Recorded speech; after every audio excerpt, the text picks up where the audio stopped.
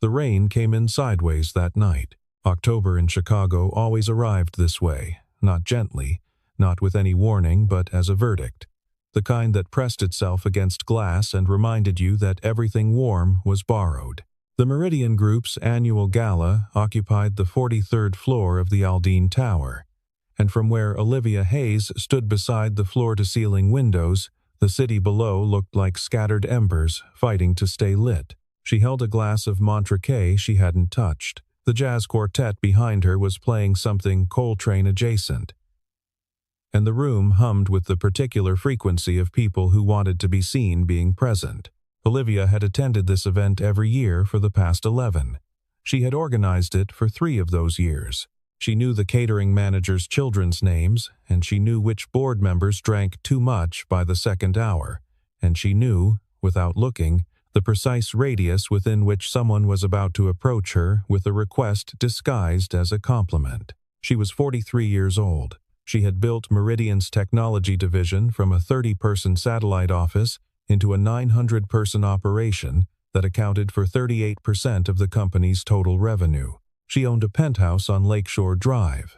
She had a personal assistant named Margot who anticipated her calendar needs before Olivia herself recognized them. She was, by every measurable standard, exactly where she had intended to be, which made it difficult to explain why she was standing at the edge of a party she had helped design, watching a man she did not recognize. He was near the far end of the room. Speaking with someone from the analytics division, she recognized the analyst, but not the man. Medium height, a suit that fit well but wasn't custom, brown hair that needed a cut by approximately 2 weeks. He wasn't performing anything. He wasn't angling toward anyone. He was simply listening, nodding at appropriate intervals, and when he smiled, it reached somewhere behind his eyes without asking permission. What struck Olivia was not attraction. Not exactly. It was the particular irritation of encountering something she could not immediately categorize. She asked Margot, quietly, through text, the man near the east windows, speaking with Dennis Park. "Who is that?" "Daniel Carter. Senior Analyst, Strategic Accounts. 4 years with the company. Quiet file. Do you need his full profile?" "No." She put her phone away and crossed the room. He noticed her approach at the right moment, not too early, which would have suggested he'd been watching, and not too late, which would have suggested he hadn't registered who she was. He excused himself from Dennis Park with the kind of ease that came not from social training but from genuine indifference to hierarchy. "Miss Hayes," he said. "Daniel." She offered her hand. His grip was firm without demonstration. "I don't think we've met formally." "We haven't, though I sat in the 3rd row for your presentation at the Q2 Strategy Summit. Did I say something useful?" He considered this with what appeared to be actual consideration. "You said the company had confused momentum with direction." I wrote it down. Olivia looked at him for a moment longer than was strictly conventional. Around them, the party continued its careful performance of importance. "I've been looking at your department's last quarter numbers," she said. "The Harrison account retention, that was your modeling." "Partly," he said, which was the kind of answer that either indicated genuine humility or sophisticated strategy. She couldn't yet tell which. They spoke for 20 minutes. About the Harrison account, about a structural inefficiency he'd identified in the client reporting cycle that she'd also noticed but hadn't yet acted on. He was precise without being pedantic. He asked one question that made her pause before answering. She noticed, somewhere around minute 17, that he hadn't once attempted to impress her, which was, in her experience, the single most effective way to do so. The rain intensified against the glass. The quartet transitioned into something slower. Olivia was not accustomed to saying things she hadn't planned to say. "Is my age a problem?" she asked. The question came out quieter than she'd intended. Not a flirtation exactly. More like something she'd been thinking and her voice had decided to release without consulting her. Daniel Carter did not answer immediately. He looked at her for one moment. Then he looked at his watch. It was a plain watch, the kind that told time without apology. "I'm sorry," he said. And he meant it. She could hear that he meant it. My daughter is waiting for me. He set his glass down on the tray of a passing server, buttoned his jacket with one hand, and walked toward the elevators. Olivia Hayes stood by the window and watched him leave. She was not accustomed to being left. The Montrachet in her glass was still untouched. Outside, the city continued its argument with the rain. The jazz played on. Around her, people laughed and networked and performed their ambitions for one another. She stood very still and thought about a man who had looked at his watch. Not at her. At his watch. As if something else, somewhere else, mattered more. The jazz quartet finished their set. Around her, conversations renewed themselves. A man she half recognized from the legal division said her name and moved toward her with the familiar intent of someone who wanted a word about a budget allocation. She answered his question with the portion of her attention it required and did not let on that she was still thinking, beneath the professional surface of the exchange, about a plain watch and a man's steady hands and the particular dignity of someone who knows exactly where they need to be. She set her wine glass on the nearest table, untouched. She went home. On Monday morning, Olivia read Daniel Carter's personnel file. She did this quietly, before her 8 o'clock, with the door closed and her coffee cooling beside her keyboard. She told herself she was conducting due diligence on a strong performer. She told herself this with the practiced conviction of someone who understood the difference between a justification and a reason. The file was both thorough and insufficient. Bachelor's in Applied Mathematics from the University of Wisconsin. An MBA completed part-time over 4 years, which suggested either exceptional discipline or exceptional necessity. His performance reviews used words like methodical, insightful, and, in one from 3 years ago, the kind of quiet that turns out to be thinking. His direct manager, a director named Patricia Holloway, had recommended him for promotion twice. Both times, Daniel Carter had declined. Olivia read that line twice. Declined. Not negotiated. Not deferred. Declined. She pulled Patricia Holloway's number and called her directly, bypassing the conventional protocol of such inquiries. Patricia answered on the second ring and did not disguise her surprise. "He's one of the best analysts I've managed," Patricia said, when Olivia explained obliquely what she was asking. Genuinely. The kind of instinct you don't train into someone, but the promotions. A pause. He was very clear about it. The role would require travel, quarterly, off-sites, extended hours during peak cycles. He said. Patricia stopped, as if reconsidering whether to continue. He said he had a standing appointment he wasn't prepared to be late for. What appointment? He didn't say. But Daniel Carter has left this building at 5 o'clock every single working day for the 4 years I've managed him. Not 5 to 10, not 5:05, 5, like he has a train to catch, or like something is waiting that matters more than whatever we're paying him for. Olivia thanked her and ended the call. She sat for a while in the way she rarely allowed herself to sit, not thinking about the next task, not scanning the next priority, but simply sitting with a question that didn't resolve into an action item. In the bullpen below her office, the floor was filling up with people starting their days, laptops opening, coffee being poured, the low hum of professional morning. She watched through the glass and found, after a moment, the back of Daniel Carter's head. He was at his desk already. He was reading something, an actual printed document, which was unusual enough that she noticed it and making notes in the margin with a pen. A pen. With actual handwriting. Olivia pressed her fingertips together and thought about a man who declined promotions and left at 5 o'clock every day and took handwritten notes and had looked at his watch at a party when the most powerful person in his professional life had asked him, however obliquely, if he was interested. She was not used to not understanding things. She found, somewhat to her alarm, that she did not hate the feeling. That evening, she stayed in the office until 7, which was early for her. She ordered Thai food that arrived lukewarm and ate it at her desk while reviewing a contract from the Singapore partnership. She finished the contract.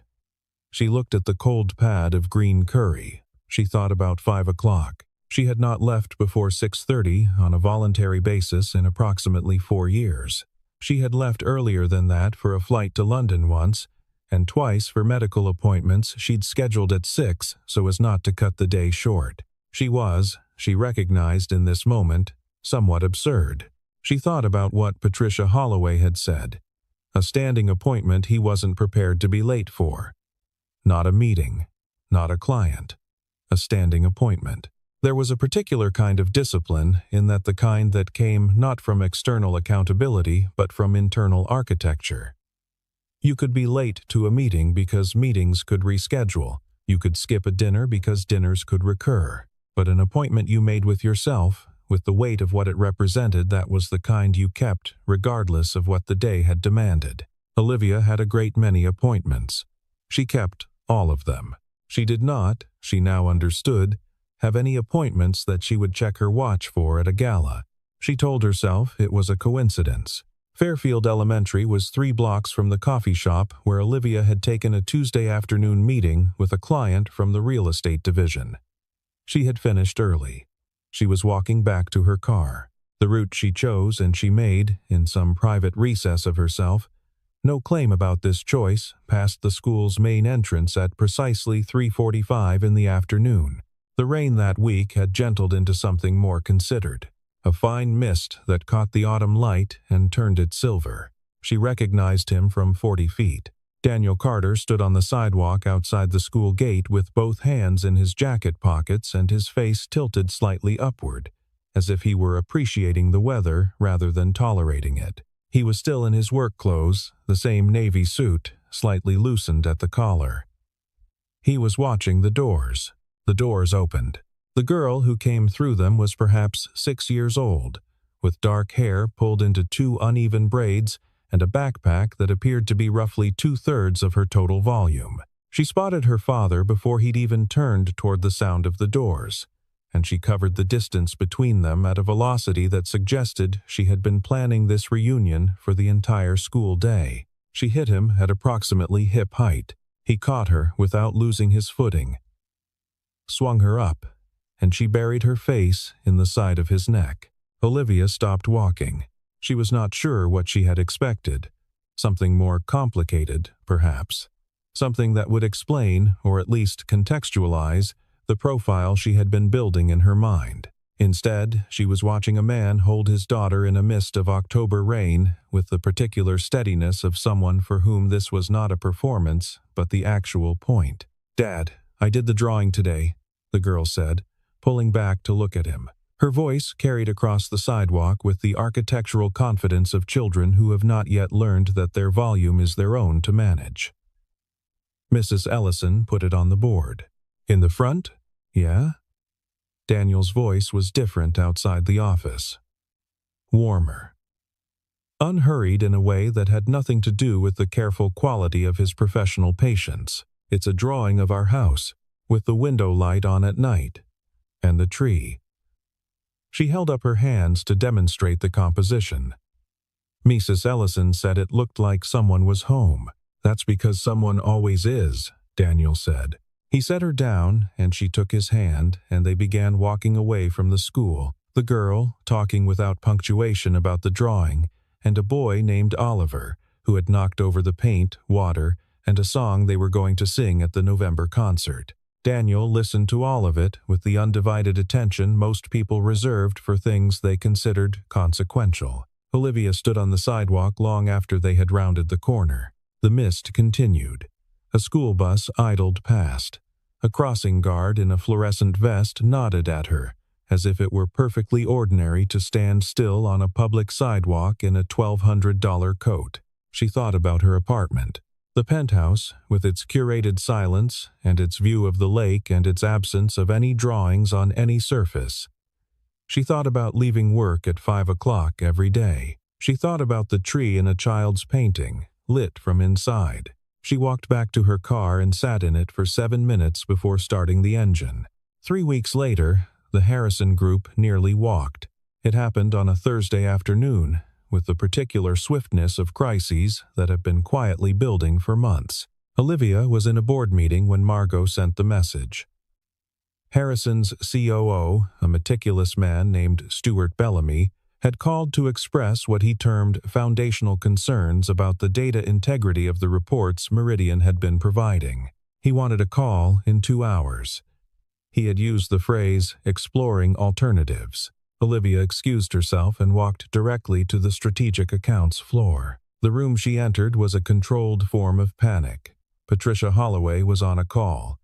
2 junior analysts were rebuilding the data chain in real time. 3 directors were arguing about the origin of the discrepancy in voices calibrated to sound calm while being neither. Daniel Carter was at his desk.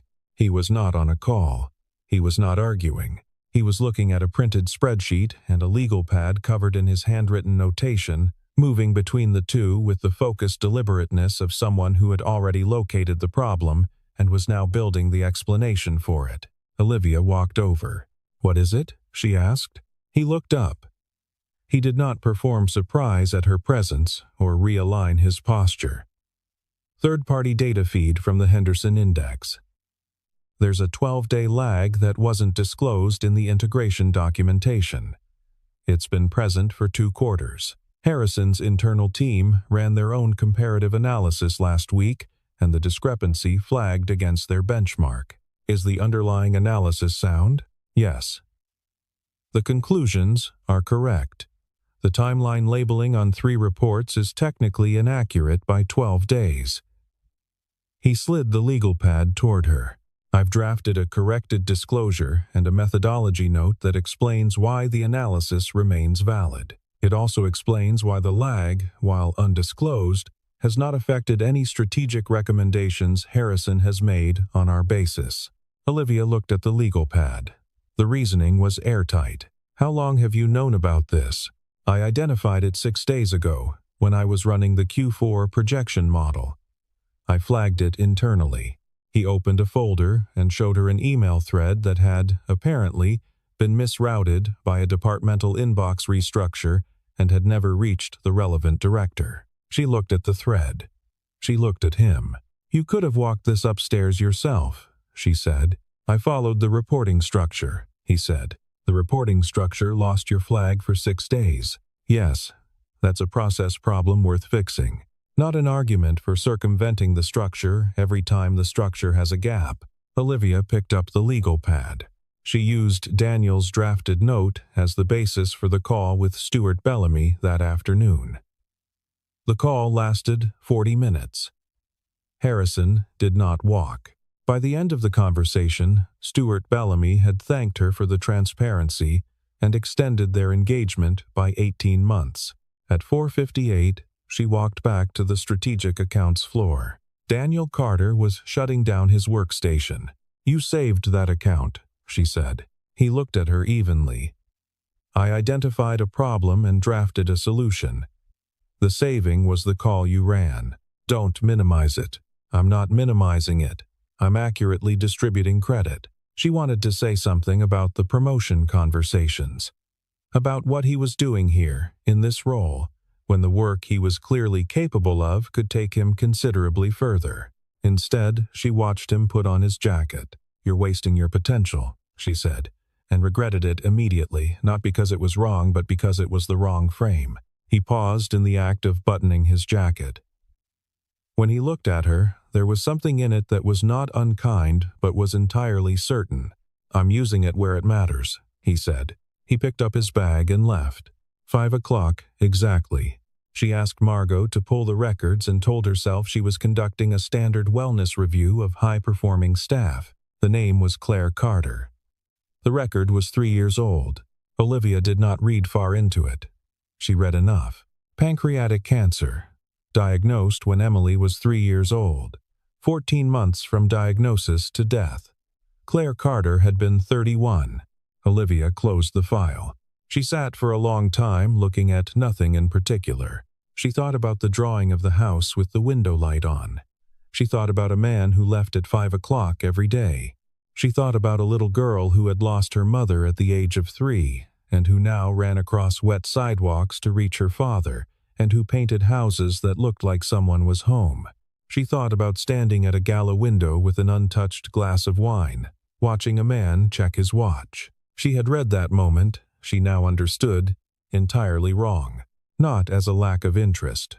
Not as rejection. As a calendar that had been made around something so specific and so essential that nothing else, not charm, not proximity to power, not the ambient pull of adult attraction, could interrupt it. Every day. 5 o'clock. Because there was someone waiting.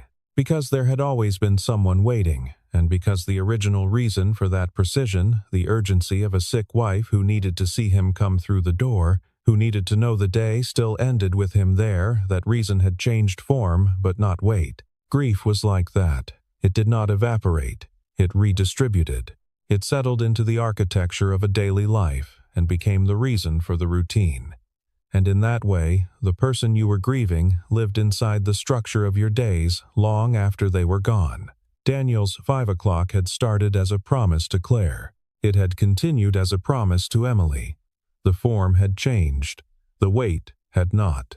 Olivia had spent 20 years building something worth arriving at.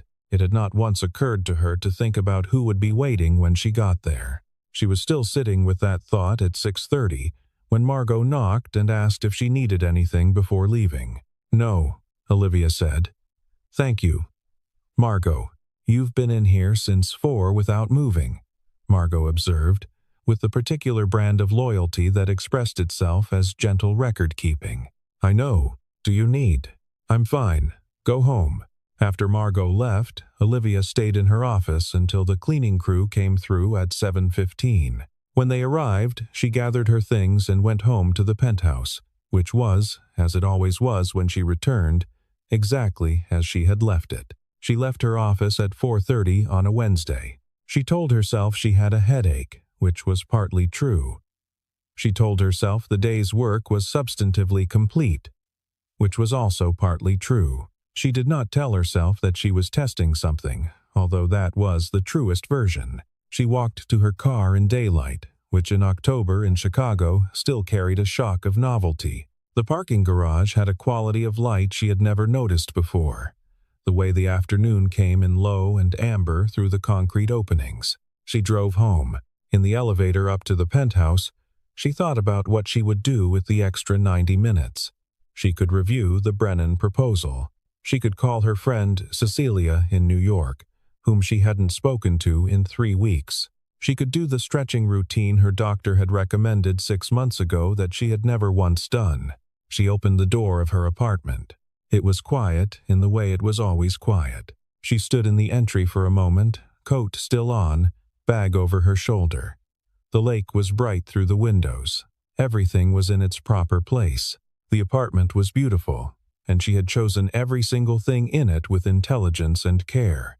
And it looked, in this particular light, at this particular hour, like the inside of a museum after closing time. She sat on the couch and looked at her hands. She thought about the dinner parties she declined, the calls with her sister that she rescheduled and eventually forgot to return, the man she had dated briefly 2 years ago who had told her, with genuine sadness rather than accusation, that he had begun to feel like an agenda item.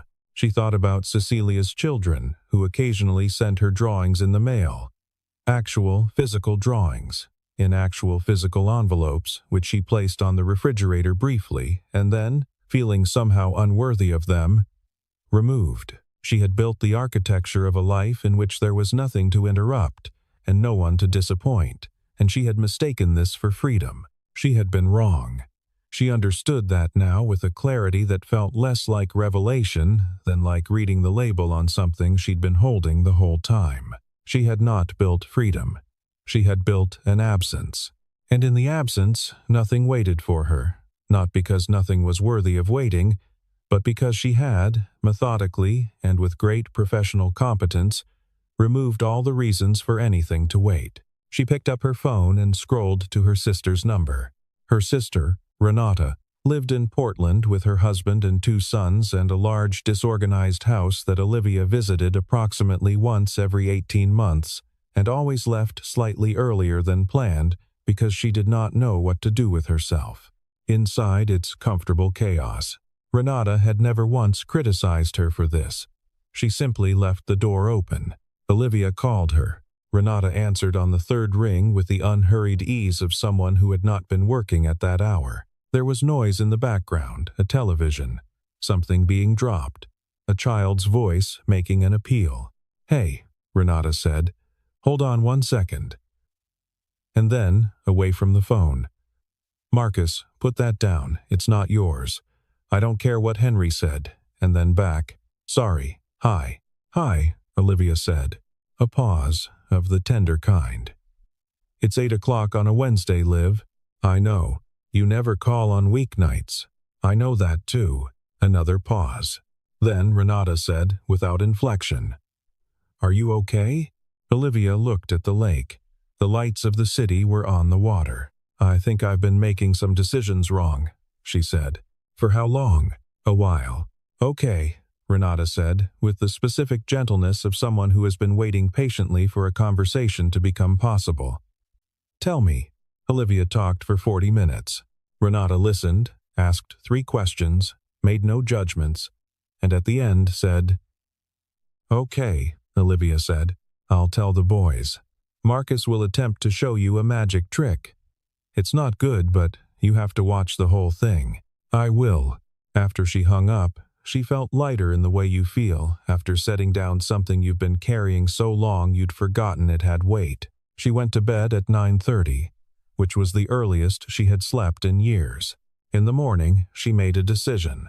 Fairfield Elementary's arts program had been cut from the district budget the previous spring. The school had been running its visual arts classes on donations of leftover supplies from a parent network and whatever the art teacher, a woman named Miss Pryor, could purchase from her own salary.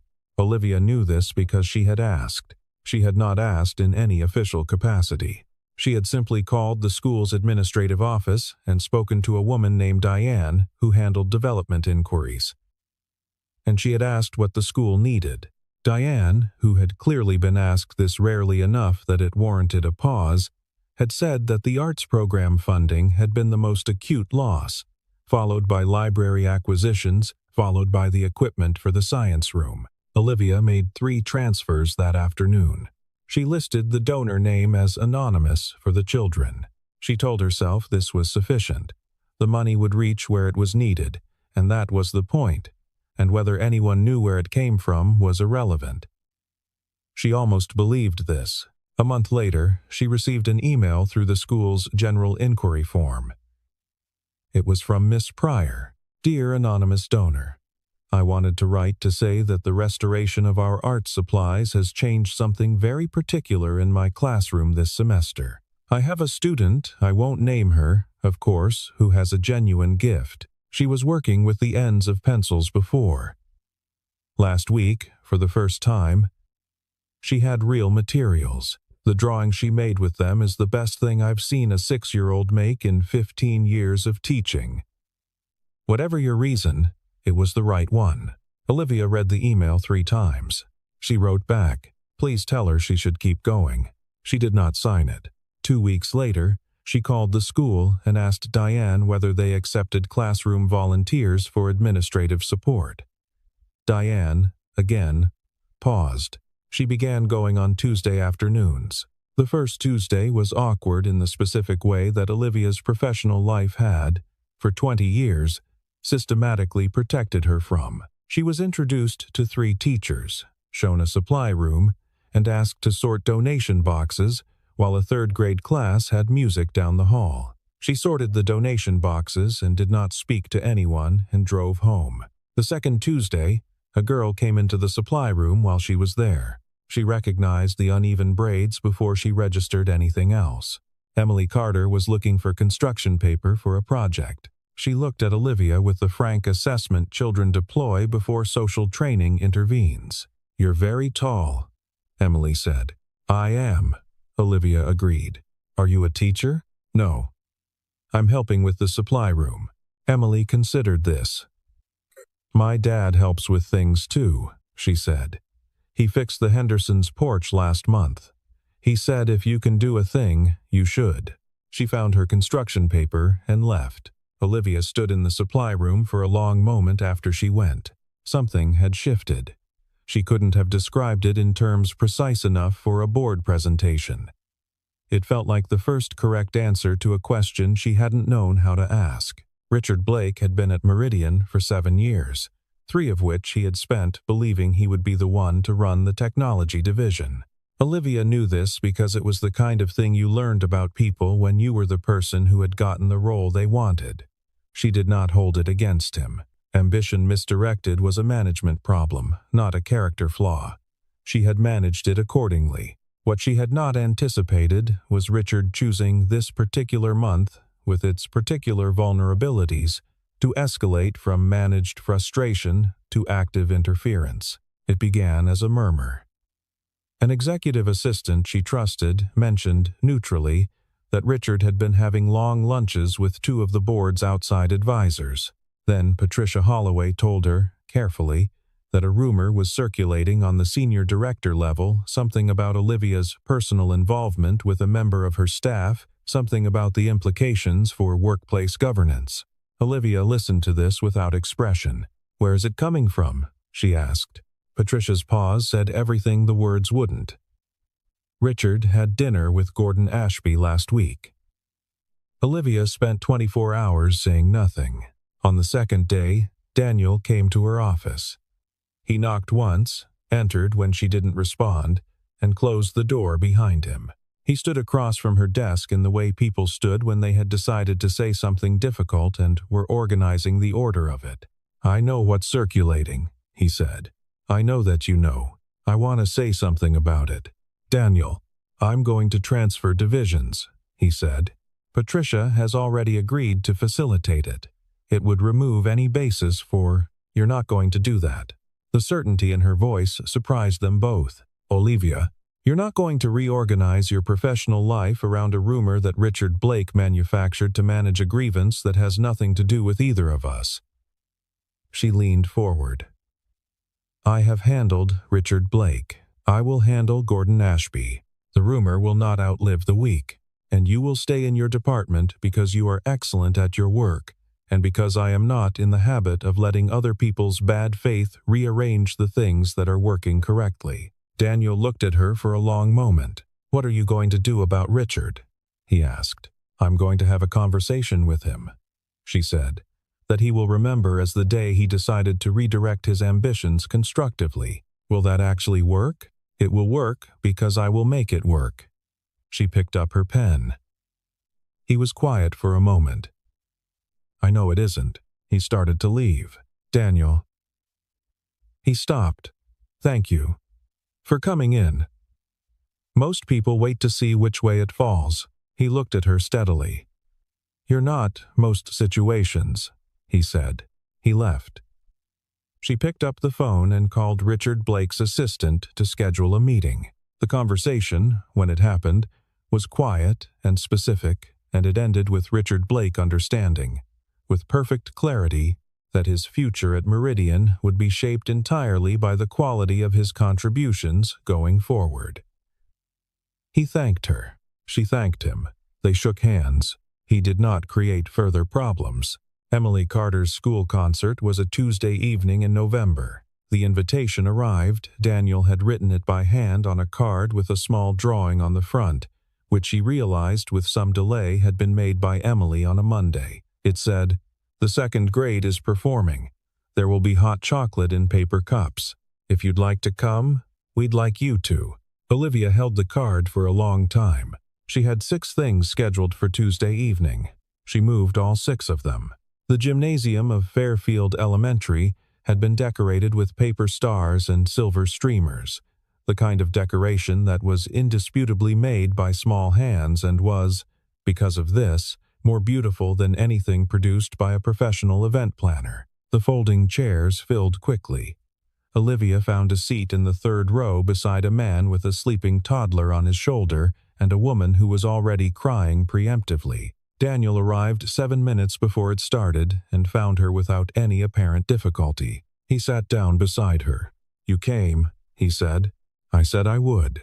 People say they will. I moved 6 meetings, Olivia said. He was quiet for a moment. Then he smiled, the real one, the one she had noticed at the gala, the one that required no maintenance. Thank you.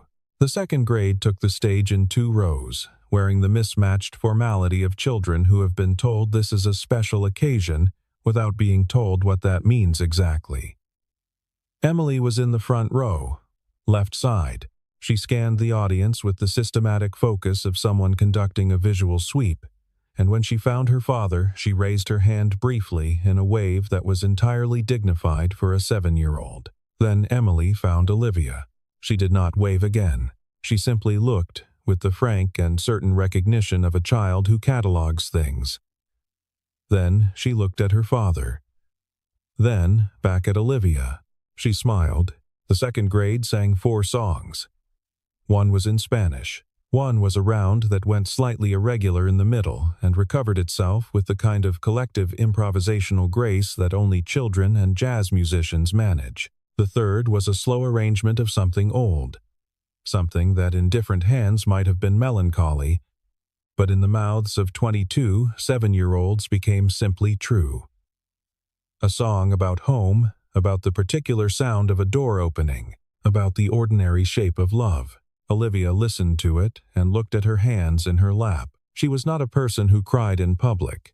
She was not a person who cried anywhere, generally. The song made her throat close. She pressed her lips together and breathed and did not cry, and Daniel, beside her, said nothing and did not look at her, and somehow this was the most considerate thing anyone had done for her in a very long time. After the concert, there was, as promised, hot chocolate in paper cups. Olivia stood with Daniel and Emily in the gymnasium corridor while the crowd worked its way toward the folding table, and Emily gave a detailed performance critique of her own concert that was simultaneously accurate and unstintingly complimentary to her colleagues. Oliver was flat on the third song, Emily said, with the judicial gravity of someone who had studied the matter. But he was looking at his mom. I think that's why. Hard to sing when you're looking at someone you love, Daniel said. Emily considered this. Is that true for everything, or just singing? He looked at Emily. Then, briefly, almost without intending to, at Olivia. Probably most things, he said. They walked out together into the November evening. The mist had returned, softer now, without the October edge. Emily walked ahead of them by a few feet with the confident independence of a child who knows her radius exactly and never exceeds it. She's extraordinary, Olivia said. She is. No modesty in it. Simply agreement. She's also in the habit of making judgments about people that turn out to be correct. She decided she liked you after the supply room. She told you that? She said you listened to her like you meant it. She finds that unusual in adults. Olivia was quiet. So do I, Daniel said. They walked another half-block in comfortable silence. Emily had found a puddle and was navigating it with elaborate care, 1 foot on either side. She looks like her, Olivia said. She had not intended to say it, but the evening was gentle and it came out. Daniel did not flinch. The braids, yes. Claire wore her hair that way when she wasn't working. He watched Emily negotiate the puddle successfully and move on to the next investigation. Emily doesn't remember her well. She was 3, but she knows her from photographs and from what I tell her, which I try to make good. What do you tell her? He considered. That her mother was funny in the way that catches you off guard. That she was a morning person, annoyingly so. That she would have been at every one of these concerts and would have been the one crying before the first song finished. She sounds like someone to have loved. She was, he said simply. Emily had circled back to them, holding a small stone she'd found in the gutter. It's quartz, she announced. Almost certainly, Daniel agreed. Olivia, do you collect rocks? I've never tried. You should start, Emily said, with the generous authority of the recently converted. I have 14.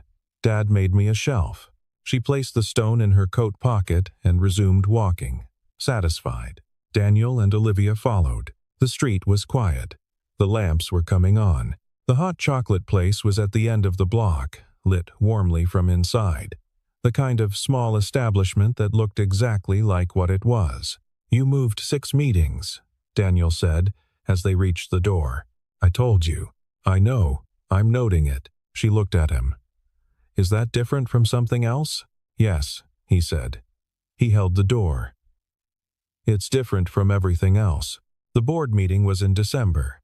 It was a formal review, the kind that happened twice a year and required documentation and presentations and the careful choreography of institutional confidence. Olivia had given 37 of these in her career. She had never given one while feeling, as she did now, that something else she valued more was scheduled for 3:30. She had prepared, as she always did, with a thoroughness that left no gaps. The revenue numbers were strong. The methodology improvements she'd implemented after the Harrison situation had already generated measurable results across 11 client accounts. The division headcount had grown by 14% and attrition was at a 4-year low. She had slides for all of it. What she had not prepared was the particular feeling of sitting across from a conference table full of men and women who were evaluating her life's work while she was, simultaneously, evaluating something they couldn't see. She delivered the presentation with her usual precision. Revenue at 112% of projection. The Harrison account retained and expanded. A new methodology for client reporting that eliminated the data lag issue and had already been implemented across 11 accounts. She answered questions. She redirected 2 lines of inquiry that were structurally loaded, and she did this without defensiveness and without the performance of patience that conceals its absence. At one point, Gordon Ashby, who had the expression of a man who had hoped for a different outcome than the one in front of him, asked whether she felt her personal life had created any distractions in the second half of the year. The room took on the particular stillness of institutional breath-holding. Olivia looked at him for a moment. "My personal life," she said, "has made me more effective." She did not elaborate. She moved to the next slide. Gordon Ashby did not ask a follow-up question. The meeting concluded at 2:40. She walked out of the boardroom and took the elevator to her office. She sat at her desk and looked at the lake, which in December had turned the color of pewter and moved with a slow authority that was difficult to argue with. Margot appeared in the doorway. "You have the Brennan call at 4, and the Singapore team wants to reschedule their 3:15 to move everything," Olivia said. Margot stopped. In 4 years, she had not been given this instruction at 2:40 on a working day. "Everything? The Brennan call can happen Thursday. Singapore can have Friday morning. Move everything between now and end of day." Margot looked at her with the particular expression of someone updating a very long-running assumption. "Should I give a reason?" "Tell them I have a standing appointment," Olivia said, "that I'm not prepared to be late for." Something shifted in Margot's face. Not surprise exactly. Something warmer. "I'll take care of it," she said. Olivia put on her coat. She had spent 20 years measuring success by what she had built. She was still proud of what she had built. She had not become confused about that. The division was real, and the work was real, and the people whose careers had developed under her leadership were real, and she did not dismiss any of it. Achievement was not the problem. Exclusivity was the problem. The operating assumption that achievement was the only currency that mattered, that everything outside the professional frame was deferral rather than life. She thought about Claire Carter, who had been 31 and had not gotten to choose her deferral. She thought about Emily painting a house with the lights on. She thought about a man who had learned, the hard way and too young, that 5 o'clock was a commitment to something irreplaceable, and who had organized his entire life around that knowledge ever since. At 3:15, she stood up, put on her coat, and told Margot she was leaving for the day. Margot looked at the clock. She did not say anything, which was the most eloquent thing she could have done. The school was quiet when she arrived. She was early. She stood at the gate in the December cold and watched the street and thought about nothing specific, which was new for her and which felt, surprisingly, like something she might learn to do. A crossing guard she had seen before, A broad-shouldered man named Gerald, who wore the fluorescent vest with the dignity of someone who understood the importance of the post, raised a hand at her. She raised her hand back. She had been coming often enough to be recognized. This was not a small thing. The door opened at 3:40. Emily came through it at the velocity she always deployed for this reunion, and she pulled up short when she saw Olivia at the gate. She looked at Olivia. She looked at the school door behind her. She looked at Olivia again. "You're here," Emily said. "I am. Dad's coming."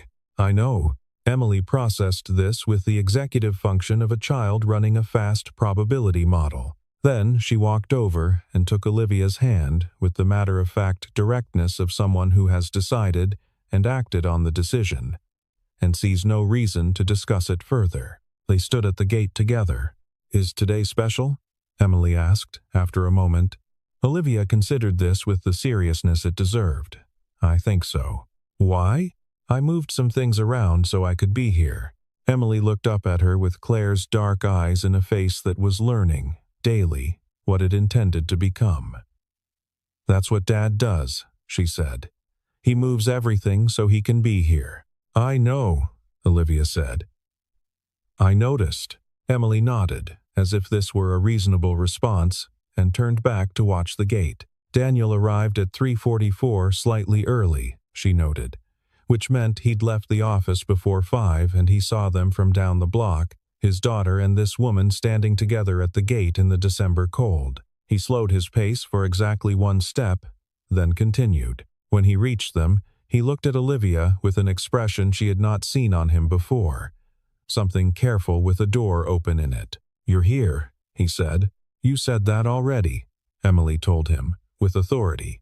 Olivia smiled. It was the real kind, unscheduled, uncalibrated.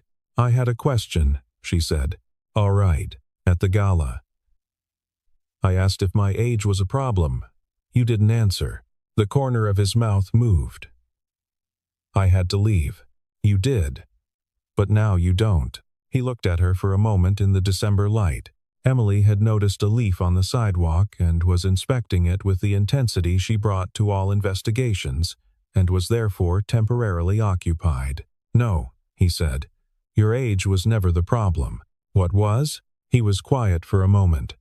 Not the evasive quiet, the thinking kind. "Timing," he said. "The timing wasn't right. You were in one life and I was in another, and the distance between them was the kind that doesn't close by wanting. And now?" He looked at Emily, still crouched over her leaf. He looked at Olivia. "You're standing at a school gate in December," he said.